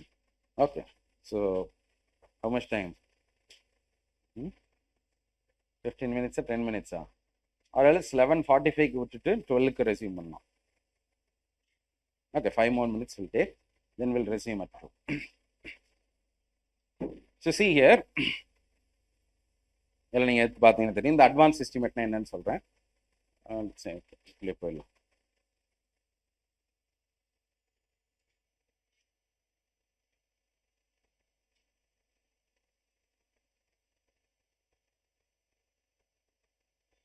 Okay, so you can find that this is the quarterly estimates of the GDP for the third quarter of 2022-2023. Yeah, அதே மாதிரி we come with a 2-month lag. Every GDP data comes with a 2-month lag. அதாவது ஒரு குவார்டரோட டேட்டாவை இந்த quarter முடிஞ்சு 2 month கழிச்சு in the last day of the second month only we will be providing. For example, quarter 1 starts at April, May, June. This quarter has begun. July, August. August oda last working day la government will publish it. Okay, so the first quarter of this year you can get this data only in the month of August. Okay, so this is the third quarter of October to December quarter. This is published in the month of February. Okay, so இந்த குவார்டர்ல எடுத்து பார்த்தீங்கன்னா சொல்லியிருப்பாங்க என்னது see nominal GDP at current prices இல்லையா nominal GDP current prices இது எவ்வளோ இருக்கு 15.9% growth it has shown. But this is not our number that you can see in your newspapers. நம்ம எதை பார்க்கணும் ஹெட்லைன் growthன்றது எதில் இருக்கும் nominal real GDP, isn't it? So see here, the GDP at constant prices. So yeah, is estimating, I estimated at this much, and Q3, it is showing a growth of 4.4%. That's why this is a far realistic number. நீங்க nominal எடுத்து நாங்க 15% grow ஆயிட்டோம் நல்ல inflation எங்களுக்கு அதனால நல்ல growth இருக்குன்னு சொல்லக்கூடாது. Okay, so that's why this is so in the 4.4 in fact we were estimating that we are going to grow so much 7-8% grow up on Q2 also we dropped below 7, Q3 also 4 இதுக்கு அப்புறமும் கீழே போச்சுன்னா ரொம்ப கஷ்டம். That is why around this time இந்த இது வர்றப்ப இந்த ஹிந்து growth rateன்றது கொஞ்சம் ஃபேமஸ் ஆச்சு. ரகுராம் ராஜன் வந்து ஒரு பர்டிகுலர் இன்டர்வியூல he gave that India is on the verge of entering the Hindu growth rate அப்படின்னு சொல்லிட்டார். Hindu growth rate என்ன அப்படின்னா what is the Hindu growth rate? ஒரு டெஸ்ட்ல போட்டிருக்கோம் ஞாபகம் இருக்கா see let me just put it around 1980s because India was not able to grow beyond its potential and it was stagnating on the 3-4 இதுலயே சுத்திக்கிட்டே இருந்துச்சு. It was not able to reach beyond its potential. அதனால the conservative policies of the government and an attitude of inward looking policies தான் இது எல்லாத்துக்கும் காரணம்னு சொல்லிட்டு கிருஷ்ணான்னு சொல்லிட்டு ஒரு economist coined this term. This has nothing to do with communal angle here. Seriya, it's not about community, it's not about India. This is about a perception that India's growth has faltered and has remained subdued because of its traditional mindset. அப்படின்றத காட்டுறதுக்காக இந்த Hindu growth rate. Hindu growth rateனா 3-4 தாண்டவே மாட்டோம். அதான் Hindu growth rate. So he said that இதே மாதிரி போச்சுன்னா recession வர்றதுக்கான வாய்ப்புகள் இருக்கு சொல்லி ரகுராம் ராஜன் ஒரு இன்டர்வியூல சொல்லியிருந்தாரு. that became a controversy of that.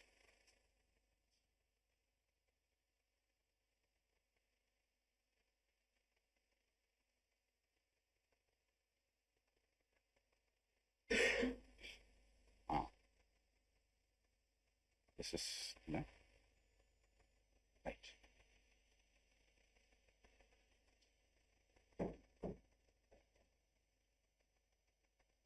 So this is the quarterly estimates of GVA at basic price, at current price, at constant price. இது வந்து expenditure component. This is product component. அதாவது basic price சொன்னா GVA சொன்னாலே product method.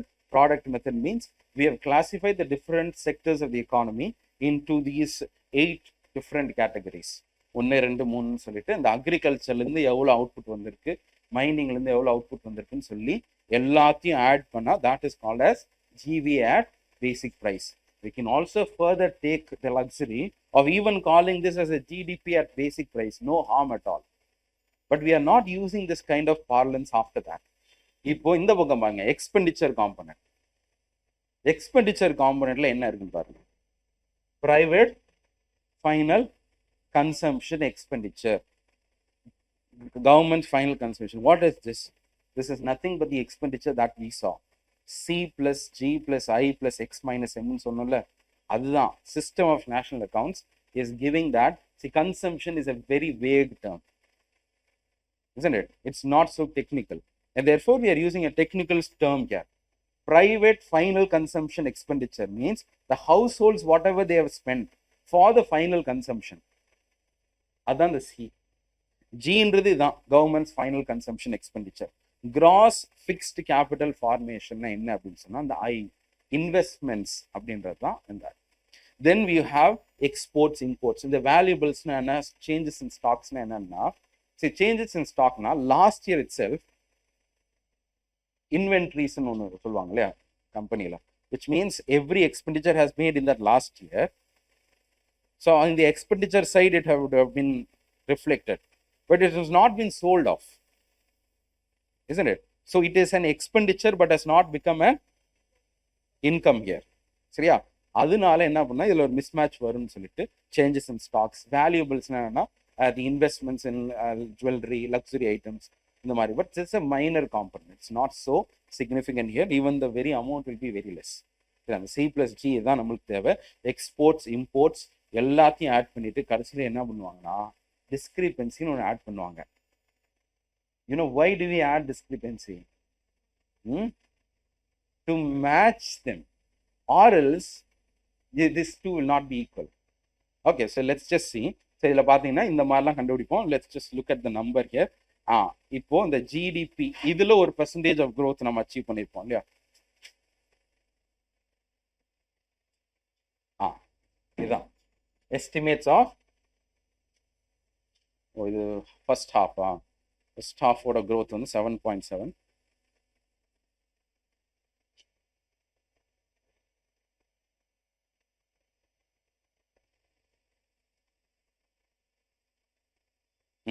பார்த்தீங்கன்னா தெரியும்.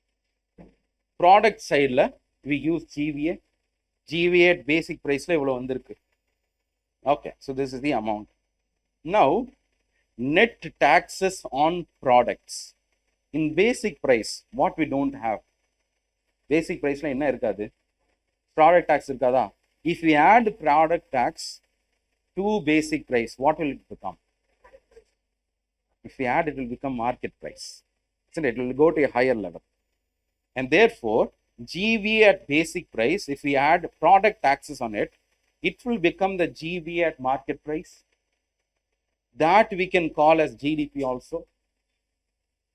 Look at this number, it is having some value. This is on the product side. Look at the expenditure side, you will have all of this. Look at this number, look at this number. சேமா வருதா? சேமா வரலன்னா அதுக்கு தான் என்ன பண்ணுவாங்க? டிஸ்கிரிபன்சின்னு போட்டு சேமா வர வச்சுப்பாங்க. Okay, somehow, so this chart very clearly says that India explicitly is using two methods. One is product method. Product method கண்டிப்பா யூஸ் பண்ணி தான் ஆகணும். இன்னொரு ப்ராக்ஸி என்ன யூஸ் பண்றோம்? Expenditure method we are using. Out of this expenditure, you can see that the highest is contributed by private final consumption. கிட்டத்தட்ட percentages to ஜிடிபின்னு எடுத்து பார்த்தீங்கன்னா 55-60% கூட சில நேரம் போகும். So the highest the percentage contributing to the GDP is who? Private consumption. That is why India is deemed as a consuming economy. சரியா? So consumption paste எக்கானமின்னு சொல்றது அதனால. Okay, so remaining things will see after we resume at 12. So this is what, no need to read the data too much. இன்னைக்கு அதுக்கான forum கிடையாது. Okay, you get to know what it is. இது இப்படி தான் publish பண்ணுவோம். இதில் வந்து இந்த பேசிஸில் ஹெட்லைன் க்ரோத்ன்றது எதில் இருக்கும் அப்படின்னு சொன்னால் இதில் வரக்கூடிய இந்த ஜிடிபியோட க்ரோத் தான். ஆனால் இதுலேருந்தே சொல்லியிருப்பாங்க ஏன் அப்படின்னு சொன்னால் இந்த நம்பரும் ஒன்றா மாற்றிருப்பாங்க. பட் இந்த quarterly data you will not get ஜிவிஏலேருந்து அடுத்து நெட் டாக்ஸஸ் போட்டுன்னு பண்ணியிருக்க மாட்டாங்க. ரைட், ப்ராடக்டில் வந்து ஜிவிஏ என்ன அப்படின்னு சொல்லியிருப்பாங்க. ஒரு for agriculture what is GVA அப்படின்னு மட்டும்தான் நமக்கு மென்ஷன் பண்ணியிருப்பாங்க. எக்ஸ்பெண்டிச்சர் சைடில் ஜிடிபி வரும், அதில் என்ன க்ரோத்தோ whatever is a growth that will be mentioned. Okay, so this is what we are using for the GDP estimation. Now if you look at this number, you get to know the population என்ன அப்படின்னு சொல்லிட்டு அந்த பேசிஸில் இந்த cross national இன்கம்னா என்னன்னா GNP தான். Okay, you can use product or income interchangeably, no harm. சரியா? So இது என்ன அப்படின்னு சொன்னால் சில நேரம் for example income approach, product அப்ரோச்லாம் இருக்குது. அந்த அளவுக்கு ரொம்ப டீட்டெயில்டாக ஸ்டாட்டிஸ்டிக்ஸ்குள்ளே போக வேண்டாம். If you are reading, if how many of you are reading only Shankar கணேஷில் மட்டும்தான் படிச்சிருக்கேன்ற யாராக இருக்கீங்களா? எக்கானமியில் அந்த சின்ன புக்குன்றனால படிச்சிருப்பாங்க. சரி, புக்ஸில் என்னென்னா why there is no one stop solution for economy இந்த புக் அப்படின்னா, ஒவ்வொன்றும் நீங்கள் இதை படிச்சுட்டு அதை படிச்சிங்கன்னா அது அதுக்கு மேலே குழப்பமாக இருக்கும். சரிங்களா? The thing is that in Shankar Ganesh அந்த ஜிடிபி எஸ்டிமேஷன், நேஷனல் இன்கம்லாம் எப்படி கொடுத்துருப்பாங்கன்னா, ப்ராக்டிக்கலாக என்ன இருக்கோ இதிலிருந்து தான் டிரைவ் பண்ணி இதில் கிராஸ் ஃபிக்ஸ் கேபிட்டல் ஃபார்மேஷன்னா என்ன அப்படின்னு அதுலேயே இருக்கும். இல்லை ஜிவி என்ன, அது ஏன் பேசிக் ப்ரைஸில் கண்டுபிடிக்கிறோம், இப்போ நம்ம பார்த்த ஃபார்மேட்டில் இருக்காது. ஏன் நம்ம அந்த ஃபார்மேட்டில் பார்க்குறோன்னா, ஐ வாஸ் அன் ஆஸ்பிரண்ட், நானும் என்னடா சொல்ல வர்ற அப்படின்ற மாதிரி பார்த்ததுனால ஓகே இதுதான் அப்படின்னு சொல்லி கண்டுபிடிச்சது இதெல்லாம். ஓகே இதனால தான் இதை சொல்றியா அப்படின்னு. ஓகே, சில புக்ஸில் என்ன இருக்குன்னு சொன்னால் தியரிட்டிக்கலாக இருக்கும். எல்லாம் முடிச்சுட்டு ரமேஷிங்கில் NNP at factor cost is equal to national இன்கம்னு முடிச்சுட்டு அதுக்கப்புறம் வந்து பெர் கேபிட்டல் இன்கம் பேசியிருப்பாங்க. கவர்மெண்ட் என்ன பண்ணுது, எப்படி கால்குலேட் பண்ணுறாங்க, அவங்க என்ன பண்ணுறாங்கன்றது இருக்கா. So you have to supplement from various sources. Okay, so I think this is enough for GDP. இது என்ன அப்படின்னு சொல்லி பார்த்தாச்சு. ஐ திங்க் ஒரு கேபிட்டல் அவுட்புட் ரேஷியோனா என்ன அப்படின்னு நான் எக்ஸ்பிளைன் பண்ணலன்னு நினைக்கிறேன் இல்லையா. கேபிட்டல் அவுட்புட் ரேஷியோ அப்படின்னு சொல்லுவாங்க.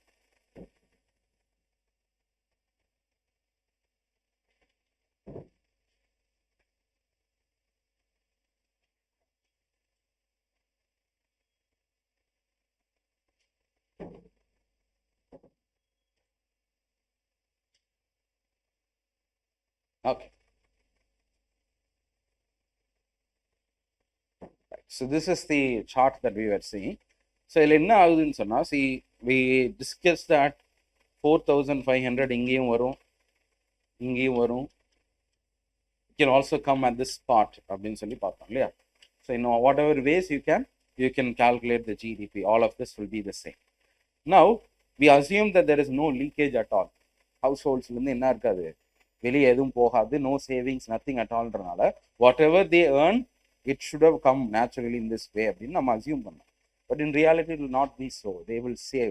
ஹவுஸ் ஹோல்ட்ஸ்க்குன்னு ஒரு சேவிங் இருக்கும் இல்லையா. The amount of income generated in a particular year, national இன்கம்னு கால்குலேட் பண்ணியிருப்போம். Out of that how much is lying as savings அப்படின்னு கண்டுபிடிச்சா that is called as a savings rate of an economy. The savings rate என்றது எப்படி sir கண்டுபிடிக்கும்னா, only through formal channels. If you just save your money underneath your mattress, அதை என்ன பண்ண முடியாது, savings rate of இந்தியாவில் கால்குலேட் பண்ண முடியாது. ஓகே, ஸோ ஃபார்மல் ஃபினான்ஷியல் மொபிலைசேஷனுக்குள்ளே நீங்கள் போட்டிருந்தீங்கன்னு சொன்னால் maybe that would have come. So அதை வந்து சேவிங்ஸ் அப்படின்னு சொல்லி பார்க்க முடியும். ஸோ ஹவுஸ் ஹோல்ட்ஸில் எவ்வளோ வந்திருக்கு, சேவிங்ஸ் எவ்வளோ வந்திருக்கு. So out of this let's say 500 is saved.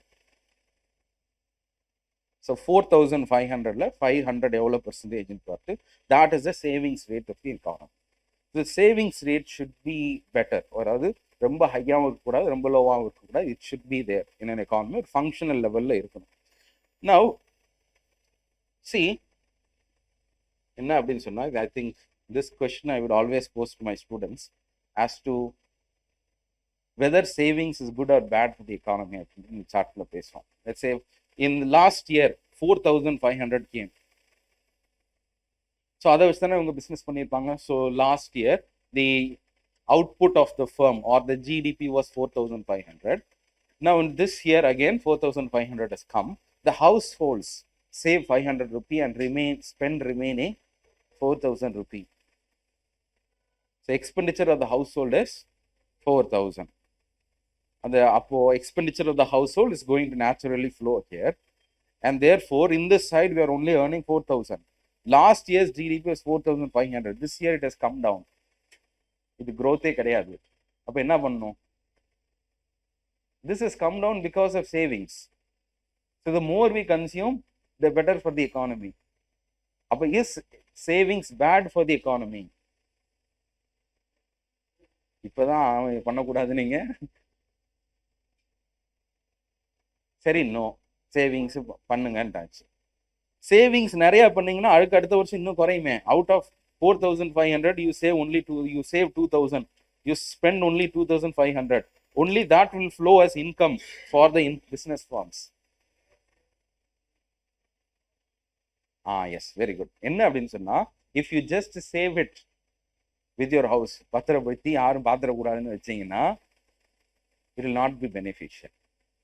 அதுக்காக தான் அந்த சேவிங்ஸ் எதில் போடணும் அப்படின்னு சொன்னால், இன்டர்மீடியரிஸ்ட்டை கொடுத்தீங்கன்னா, someone who is not having money to spend, அவர்கிட்ட கொடுத்துட்டு என்ன பண்ணிடுவாங்க, வெளியே வர வச்சுருவாங்க. Which means 4,000 you will be spending here. This amount of savings, the savings rate that is in the economy, will now be converted as investments by that intermediaries and will be put back ultimately into this economy. Isn't it? So this is called, இது வந்து investment rates or capital formation அப்படின்னு சொல்லுவாங்க. How much of the savings have in fact translated as capital for a firm or for a person அப்படின்னு சொல்றது. இது இருந்தாதான் the savings will become beneficial. If there is no savings rate, let's say no capital formation, adequate form ஆகலை அப்படின்னு சொன்னா, no matter how good your savings rate is, it will not be better for the economy. It will actually dent the GDP.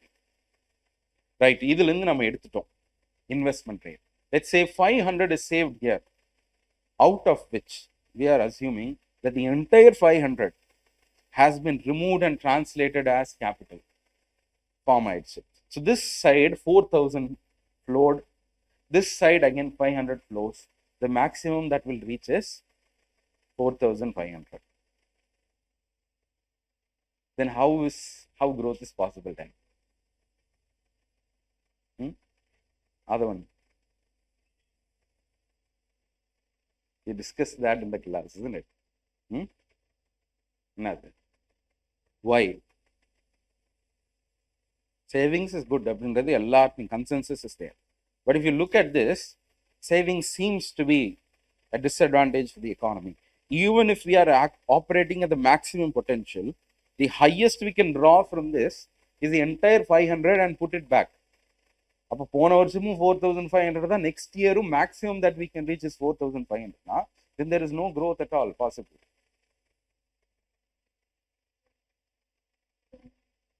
சொல்லுங்க, கரெக்டான ஒரு term சொல்லிட்டீங்கன்னா சரண்யாக்கு class முடிச்சுன்னா price தரேன்.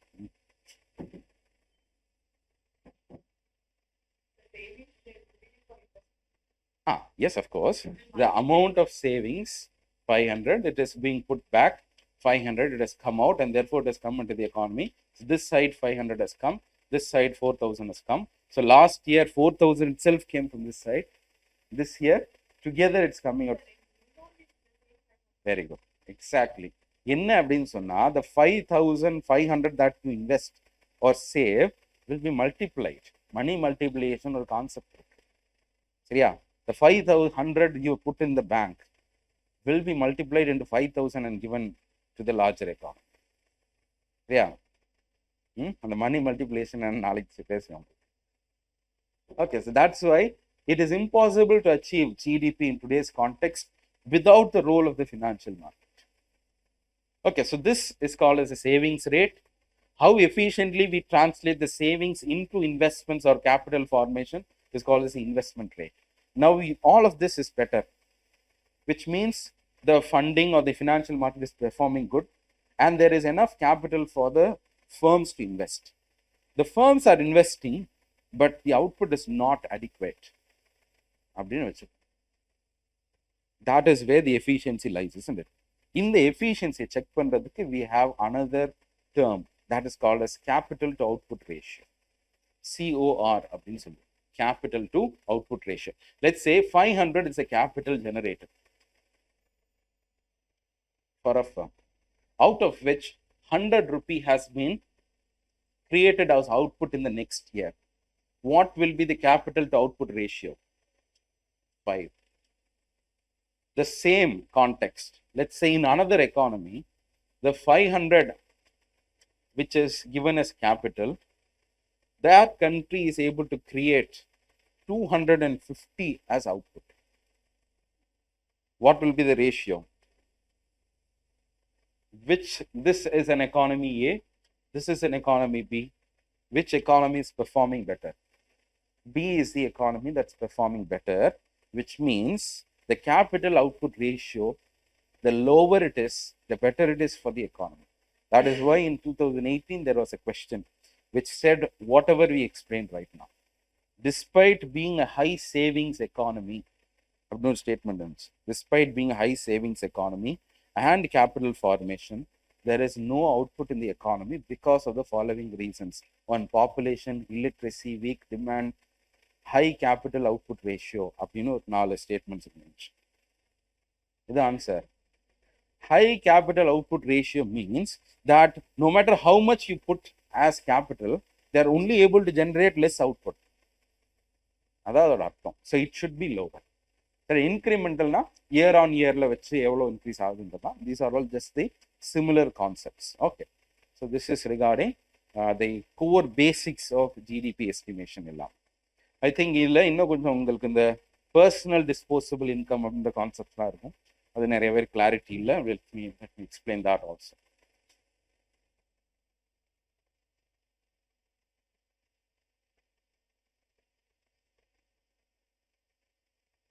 In the particular chart, so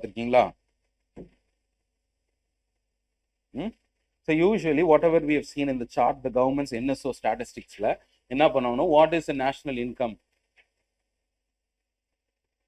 We'll get to see what national income is, and national income could be anything. Right now we are just using GDP itself. So GDP divided by population, per capita GDP, per capita NNI, use. Okay. So these are per capita, which means the entire GDP you are distributing across the population and saying that this is the average income generated in a particular year.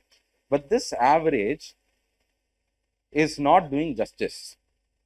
GDP, there are many factors, so much amount of money, which is not ultimately going to end up as income for all. That is how much will finally end up at the personal level. See, usually from small, we will try to build it up and go to the higher levels.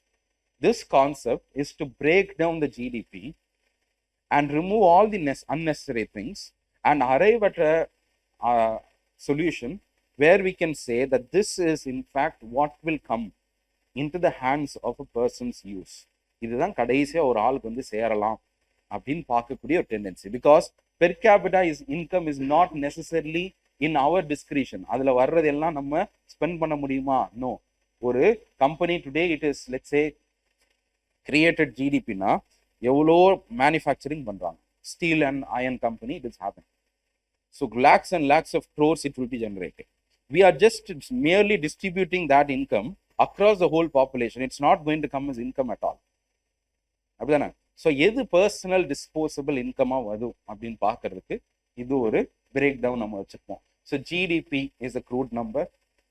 If you add net factor income from abroad to GDP, it will become GNP. We have seen. Now GNP is there. In GNP, if you account for depreciation, in the depreciation you have removed now, this GNP will come short. This will become NNP. This is the market price NNP.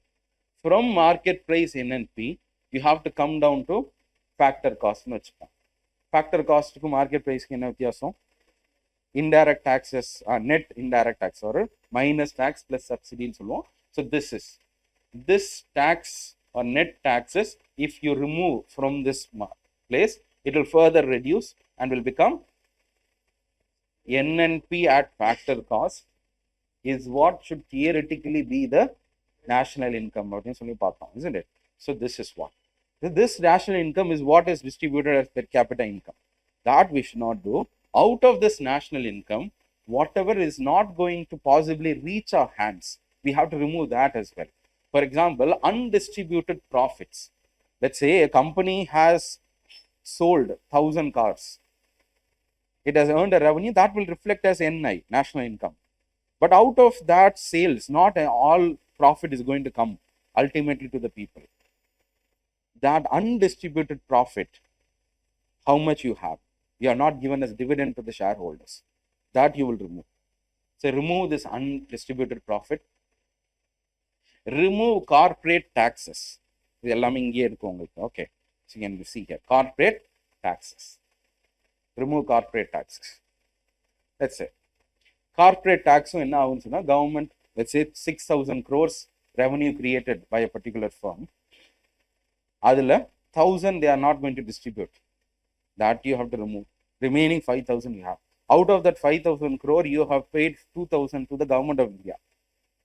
Remaining 3,000 then. So corporate tax also should be removed. If you remove that, and also let's say whatever is going to remain is going to come to us, out of which we are going to pay EMI. So on the interest payments also, the firms and the individuals we remove. All those interest also we remove, and whatever is remaining will be called as personal income. From national income, this could be the nation's income. But if you want to break it down to the personal income, you have to remove all the components which are unlikely to go to the individual level.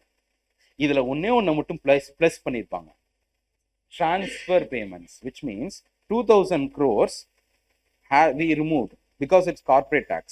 What will the government do with corporate tax? It will spend. So when it is giving a subsidy, when it is giving PM Kisan 1,000 rupee, that will now be added. So in the transfer payments மட்டும் எடுத்தோம்னு சொன்னா, so that is called as personal income. அந்த personal incomeல now a person will have to pay taxes, direct taxes out of that, and other fees to the government and other debt burdens எல்லாத்தையும் எடுத்துட்டு கடைசியில வர்றது என்னது? Personal disposable income. And that is what is in the discretion of a particular person. So likewise, from a larger scale also, we can break it down and we can bring it here. But it's not having any significance as far as policy making is concerned. எல்லாமே அந்த ஒரு பாயிண்ட்லயே வச்சு முடிச்சிரும் கதையை. Okay, doubts இருக்கா? Get it right. ஒன்னே ஒன்று மட்டும் நான் இன்னும் சொல்லலை, அது I don't think it's necessary. ஏன்னா இந்த ஜிபிஏ கால்குலேஷனில் இந்த C plus OS plus Mi அப்படின்னு ஒரு ஃபார்முலா இருக்கும். தெரியாதவங்களுக்கு ஐயோ அப்படின்னு ஒன்றும் பயப்பட வேணாம். This is just a mere formula. அது எதுக்காக அந்த சிஎஃப்சி கொடுத்துருக்காங்கன்றதெல்லாம் காம்ப்ளிகேட்டடாக நம்ம டீச் பண்ணலாம். But just go through it. If you have இந்த சங்கர் கணேஷ் மற்ற புக்ஸில் கொடுத்துருப்பாங்க, சில புக்ஸில் அதை எக்ஸ்பிளைன் பண்ணியிருக்க மாட்டாங்க. Okay, so not needed, this will do. இந்த மாதிரி தான் பண்ணியிருக்காங்க. ப்ரைஸஸில் என்ன நுவான்சஸ் இருக்குது, this we have read, that will do. Okay, so now let us go to